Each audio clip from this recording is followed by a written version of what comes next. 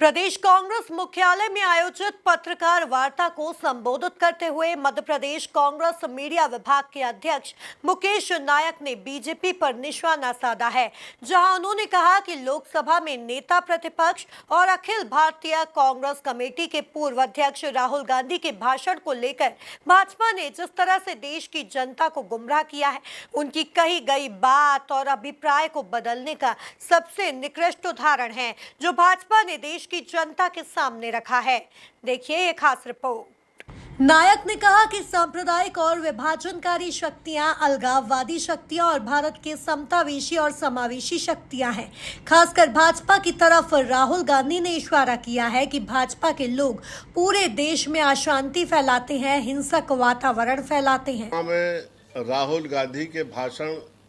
को लेकर बीजेपी ने जिस तरह से देश की जनता को गुमराह किया है, कही गई बात के अभिप्राय को बदलने का, कही गई बात के अर्थ को बदलने का, ये सबसे निकृष्ट और निर्लज्ज उदाहरण है जो बीजेपी ने देश की जनता के सामने रखा है। राहुल गांधी जी ने कहा, सांप्रदायिक शक्तियों को ललकारा, जो देश में विभाजनकारी शक्तियां हैं, अलगाव पैदा करने वाली शक्तियां हैं, भारत के समावेशी और समता मूलक स्वरूप को बिगाड़ने वाली जो शक्तियां हैं, खास तौर से बीजेपी, उसकी तरफ राहुल गांधी जी ने इशारा किया है कि भारतीय जनता पार्टी के लोग पूरे देश में अशांति फैलाते हैं, हिंसक वातावरण बनाते हैं और भारतवर्ष में असुरक्षा पैदा करते हैं। धर्म के नाम पर ये भारतीय जनता पार्टी के लोग आस्थाओं का दोहन करते हैं, धर्म को राजनीति का औजार बनाते हैं और इनकी उग्र हिंदू राष्ट्रवाद की परिकल्पना अत्यंत जब आक्रामक होती है तो हिंसक रूप ले लेती है। और इन्हीं तमाम चीज़ों से लोगों ने ऊब कर पिछले चुनाव में भारतीय जनता पार्टी को उत्तर प्रदेश जैसे स्थान पर, अयोध्या जैसे स्थान पर, प्रयागराज जैसे स्थान पर और तमाम धार्मिक स्थानों पर जिस तरह से बीजेपी को पराजय का सामना करना पड़ा है, लेकिन बीजेपी इससे कोई सबक नहीं ले रही।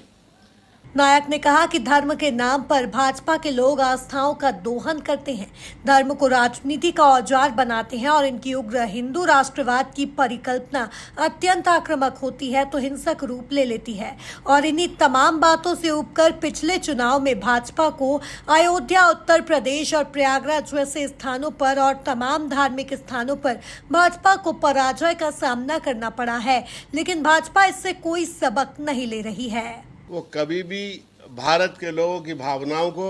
उनकी समस्याओं को एड्रेस ही नहीं करना चाहती। रोजगार पर, महंगाई पर, कानून व्यवस्था की बिगड़ती स्थिति पर, महिलाओं के सशक्तिकरण पर, खेत खलिहान और किसान की समस्याओं पर बीजेपी बात ही नहीं करना चाहती और हमेशा गोल गोल घुमाकर वो एक उग्र हिंदू राष्ट्रवाद की परिकल्पना और आक्रामकता और हिंसक वातावरण जो देश में बनाती है बीजेपी, मॉब लॉन्चिंग करती है, इसके खिलाफ राहुल गांधी जी ने भाषण दिया है। दूसरी बात, सबसे आश्चर्यजनक बात मुझे ये लगी कि जब राहुल गांधी जी सदन में भाषण दे रहे थे तो भारतीय जनता पार्टी के पूर्व गृह मंत्री और वर्तमान संसदीय मंत्री रिजू जी ने खड़े होकर हिंदुओं की वकालत की। ये वही रिजू जी हैं जिन्होंने गृह मंत्री रहते हुए